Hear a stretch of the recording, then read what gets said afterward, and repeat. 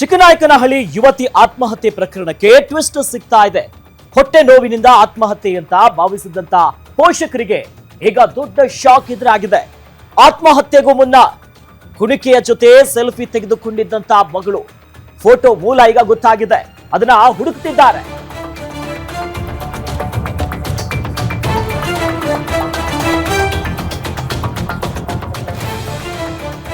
ಯುವತಿ ಆತ್ಮಹತ್ಯೆ ಪ್ರಕರಣಕ್ಕೆ ದೊಡ್ಡ ತಿರುವು ಸಿಗ್ತಾ ಇದೆ. ಹೊಟ್ಟೆ ನೋವಿನಿಂದ ಆತ್ಮಹತ್ಯೆ ಮಾಡಿಕೊಂಡಿದ್ದಾಳೆ ಅನ್ನೋದು ಆರಂಭಿಕವಾಗಿ ಪೋಷಕರು ಭಾವಿಸಿದ್ರು. ಆದ್ರೆ ಈಗ ಆತ್ಮಹತ್ಯೆಗೂ ಮುನ್ನ ಕುಣಿಕೆಯ ಜೊತೆ ಸೆಲ್ಫಿಯನ್ನ ತೆಗೆದುಕೊಂಡಿರ್ತಾಳೆ ಮಗಳು. ಫೋಟೋ ಮೂಲವನ್ನ ಹುಡುಕಿದ್ದಾರೆ. ಆ ಸಂದರ್ಭದಲ್ಲಿ ಪೋಷಕರಿಗೆ ದೊಡ್ಡ ಮಟ್ಟದ ಶಾಕ್ ಆಗಿದೆ. ಪ್ರಿಯಕರನ ಮೇಲೆ ಡೌಟ್ ಬರ್ತಿದೆ. ಮಗಳ ಆತ್ಮಹತ್ಯೆಯ ಹಿಂದೆ ಆಕೆಯ ಪ್ರಿಯತಮನ ಪಾತ್ರ ಇದೆ. ಕಿರುಕುಳದ ಆರೋಪ ಕೇಳಿ ಬರ್ತಿರೋದು.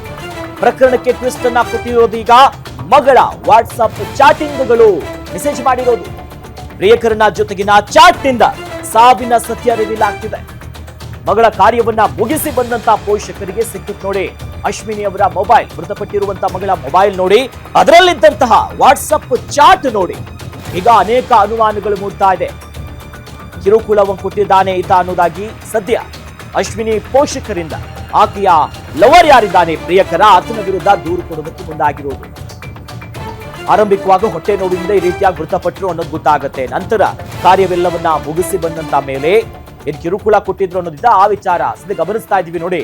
ಆ ವಾಟ್ಸ್ಆಪ್ ಚಾಟಿಂಗಿನ ಎಕ್ಸ್ಕ್ಲೂಸಿವ್ ದೃಶ್ಯಾವಳಿಗಳನ್ನ ಮೃತಪಟ್ಟಿರುವಂತ ಯುವತಿ ಒಂದು ಕಡೆ ಆದ್ರೆ ಆಕೆಯ ಪ್ರಿಯತಮ ಈತನ ಜೊತೆ ಮಾಡಿರುವಂತ ಚಾಟಿಂಗು, ಮೆಸೇಜು, ಆ ಮೊಬೈಲ್ ಅಲ್ಲಿ ಸಿಕ್ಕಿರುವಂತ ಅಂಶಗಳು ಅನುಮಾನ ಹುಟ್ಟಿದೆ.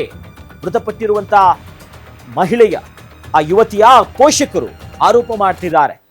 ಮೆಸೇಜ್ ನೋಡಿದ್ವಿ, ಚಾಟಿಂಗ್ ನೋಡಿದ್ವಿ, ಇದರಿಂದ ನಮ್ಗೆ ಅನುಮಾನ ಶುರು ಆಗ್ತಿದೆ. ಆತನ ಮೇಲೆ ಕ್ರಮ ಆಗಬೇಕು. ಈತನ ಹಿಂಗಿಂಗ್ ಮಾಡಿದ್ದಾನೆ. ಅಶ್ವಿನಿಗೆ ಜೀವ ಬೆದರಿಕೆ, ಲೈಂಗಿಕ ಕಿರುಕುಳವನ್ನ ಕೊಟ್ಟಿರೋ ಬಗ್ಗೆ ಆರೋಪ ಮಾಡ್ತಿರೋದು. ಇಸ್ ಬಗ್ಗೆ ಹೆಚ್ಚಿನ ಡೀಟೇಲ್ಸ್ ನೀಡ್ತಾರೆ ನಮ್ಮ ರಿಪೋರ್ಟರ್ ಯೋಗೇಶ್. ದೂರವಾಣಿ ಸಂಪರ್ಕದಲ್ಲಿ ಜಾಯ್ನ್ ಆಗಿದ್ದಾರೆ. ಯೋಗೇಶ, ಆರಂಭಿಕವಾಗಿ ಆತ್ಮಹತ್ಯೆಗೆ ಏನಾಯ್ತು ಅನ್ನೋದು ಹಲವು ಅನುಮಾನ ಇತ್ತು. ಬಟ್ ಈಗ ಮೇಜರ್ ಟ್ವಿಸ್ಟ್ ಸಿಗ್ತಿದೆ. ಅಷ್ಟಕ್ಕೂ ಆ ಮೊಬೈಲ್ ನಲ್ಲಿ ಇದ್ದಿದ್ದು ಏನು? ಈಗ ಅಶ್ವಿನಿಯ ಕುಟುಂಬ ನೇರವಾಗಿ ಆ ಲವರ್ ಮೇಲೆ, ಪ್ರಿಯಕರನ ಮೇಲೆ ಆರೋಪ ಮಾಡ್ತಿದ್ದಾರಲ್ಲ, ಹಾಗಾದ್ರೆ ಅದ್ರಲ್ಲಿ ಏನು ಸಿಕ್ಕಿದೆ, ಏನೆಲ್ಲ ಅಪ್ಡೇಟ್ಸ್ ಇದೆ? ಅಖಿಲೇಶ್, ತುಮಕೂರು ಜಿಲ್ಲೆ ಚಿಕ್ಕನಾಯಕನಹಳ್ಳಿ ತಾಲೂಕಿನ ಅಂತಕ್ಕಂಥ ಈ ಗ್ರಾಮದಲ್ಲಿ ಕಳೆದ 4-5 ದಿನಗಳ ಹಿಂದೆ ಯುವತಿ ಅಶ್ವಿನಿ ಹೊಟ್ಟೆ ನೋವಿಂದ ಆತ್ಮಹತ್ಯೆ ಮಾಡ್ಕೊಂಡಿಲ್ಲ ಅನ್ನೋ ಕಾರಣಕ್ಕೆ ಆ ಪೋಷಕರು ಹೆಚ್ಚಾಗಿ ಮಾತಾಡಿದ್ರೆ ಅವತ್ತು ತುಮಕೂರಿನ ಜಿಲ್ಲಾ ಆಸ್ಪತ್ರೆಯಲ್ಲಿ ಮರಣೋತ್ತರ ಪರೀಕ್ಷೆ ನಡೆಸಿ ಹೊರಟಿದ್ರು. ಅದಾದ ನಂತರ ಗ್ರಾಮಕ್ಕೆ ತಿಳಿದಂತ ತಂದೆ ತಾಯಿ ಮಣ್ಣು ಮಾಡಿದ ನಂತರ ಆ ಮೊಬೈಲ್ ಅನ್ನ ನೋಡಿದ್ದಾರೆ. ಮೊಬೈಲ್ ಅಲ್ಲಿ ಒಂದಷ್ಟು ಘಟನೆಗಳು ಕಂಡು ಬಂದಿದೆ. ಯಾಕಂದ್ರೆ ಅದೇ ಗ್ರಾಮದ ಯುವಕ ಚೇತನ್ ಏನಿದ್ದಾನೆ ಆತ ಪ್ರೀತಿ ಮಾಡ್ತಿದ್ದ.